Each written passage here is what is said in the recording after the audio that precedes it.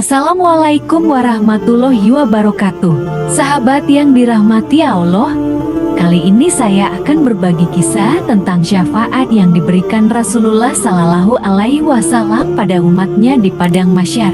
Pernahkah terbayang olehmu seorang lelaki mulia yang hidup di tengah kematian demi kematian orang yang dicintainya? Ia diasingkan kaumnya, terusir dari tanah airnya. Ia dihina, disakiti, tapi tinggi tangannya terangkat memohon, "Ya Allah, jika mereka tidak menerima dakwah, jadikanlah anak keturunan mereka kelak orang-orang yang menyembahmu."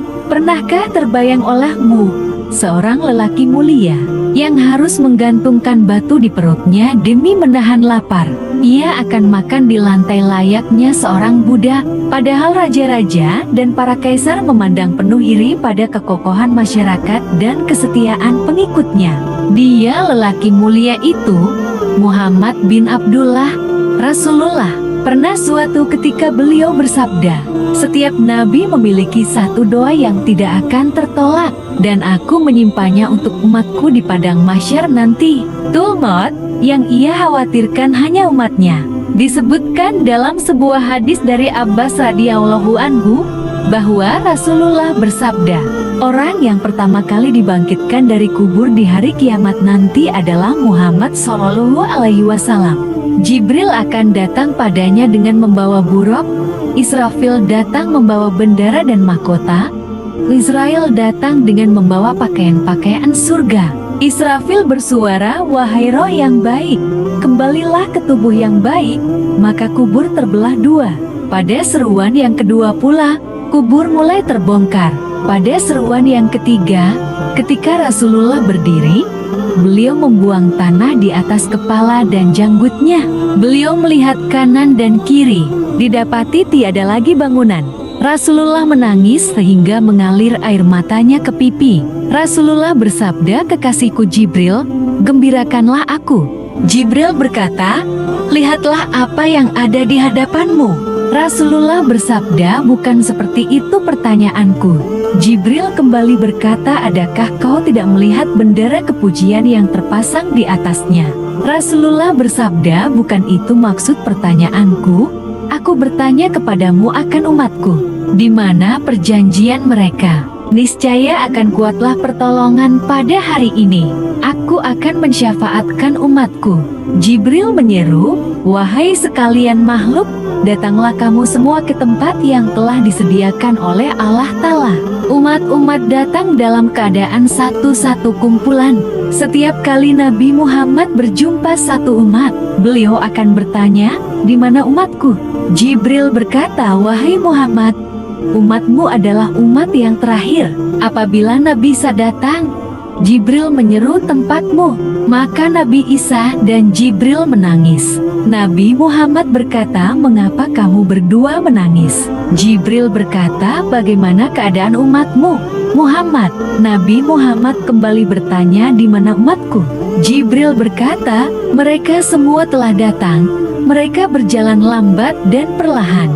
Saat mendengar cerita demikian, Nabi Muhammad menangis lalu bertanya, 'Wahai Jibril, bagaimana keadaan umatku yang berbuat dosa?' Jibril menjawab, 'Lihatlah mereka, wahai Muhammad.' Nabi Muhammad bertemu umatnya yang berdosa. Mereka menangis serta memikul beban di atas belakang mereka sambil menyeru, 'Wahai Muhammad.' Nabi Muhammad bersabda, 'Wahai umatku.' Mereka berkumpul di sisinya sambil menangis. Allah telah berfirman di dalam keadaan Dia amat mengetahui sesuatu yang tersembunyi, di mana umat Muhammad. Jibril berkata, 'Mereka adalah sebaik-baik umat.' Allah berfirman, 'Wahai Jibril, katakanlah pada kekasihku Muhammad bahwa umatnya akan datang dihadapkan di hadapanku.' Jibril kembali dalam keadaan menangis lalu berkata, 'Wahai Muhammad, umatmu telah datang untuk dihadapkan kepada Allah.' Nabi Muhammad berpaling ke arah umatnya lalu berkata, 'Sesungguhnya kamu telah dipanggil untuk dihadapkan kepada Allah.' Allah berfirman, 'Hari ini kami akan membalas setiap jiwa dengan apa yang telah mereka usahakan.' Hari ini aku akan memuliakan sesiapa yang mentaatiku, dan aku akan mengazab sesiapa yang durhaka terhadapku. Suara jeritan dan tangisan semakin kuat. Nabi Muhammad menyeru, Tuhanku, penguasaku, penghuluku, aku tidak meminta untuk diriku. Sesungguhnya aku meminta untuk umatku darimu. Ketika itu juga neraka jahanam berseru, siapakah yang memberi syafaat pada umatnya? Neraka pun berseru, wahai Tuhanku, penguasaku, penghuluku, selamatkanlah Muhammad dan umatnya dari siksa. Selamatkan mereka dari kepanasanku, bara apiku, penyiksaanku dan azabku. Sesungguhnya mereka adalah umat yang lemah. Mereka tidak akan sabar dengan penyiksaan. Nabi Muhammad lebih-lebih lagi sedih. Air matanya telah hilang dan kering dari pipinya. Sekali Rasulullah sujud di hadapan ars Allah, dan sekali lagi beliau ruku untuk memberi syafaat bagi umatnya. Para nabi melihat keluh kesah dan tangisannya. Mereka berkata, Maha Suci Allah, hamba yang paling dimuliakan Allah ini begitu mengambil berat keadaan umatnya. Fatimah bertanya, di mana kelak aku hendak mendapatimu di hari kiamat, wahai ayahku? Rasulullah menjawab, kamu akan menjumpaiku di sebuah telaga ketika aku sedang memberi minum umatku. Tatkala Nabi Muhammad sedang mencari mimbar Rasulullah untuk mendapat syafaat pada hari kiamat, Maryam, Aisyah, Khadijah dan Fatimah sedang duduk.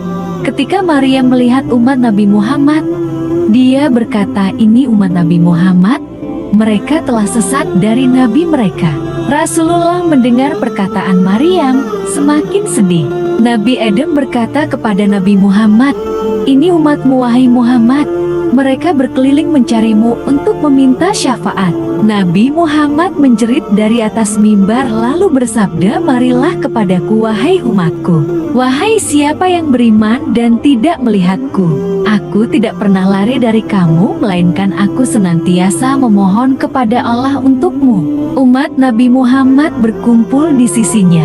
Ketika di atas sirat, Nabi Muhammad bersabda kepada malaikat Malik, wahai Malik, dengan kebenaran Allah ke atasmu, palingkanlah wajahmu dari umatku sehingga mereka dapat melintas. Jika tidak, hati mereka akan gemetar apabila melihatmu. Nabi Muhammad berhenti di atas sirat. Setiap kali ia melihat ada umatnya yang bergayut dan hampir terjatuh, beliau akan menarik tangannya dan membangunkannya kembali. Beliau bersabda, Tuhan, selamatkan mereka. Betapa cintanya Rasulullah Shallallahu Alaihi Wasallam pada kita. Semoga kelak kita semua mendapat syafaat dari Nabi besar kita Muhammad Shallallahu Alaihi Wasallam. Amin ya Allah ya. Amin ya Robbal Alamin. Wassalamualaikum warahmatullahi wabarakatuh.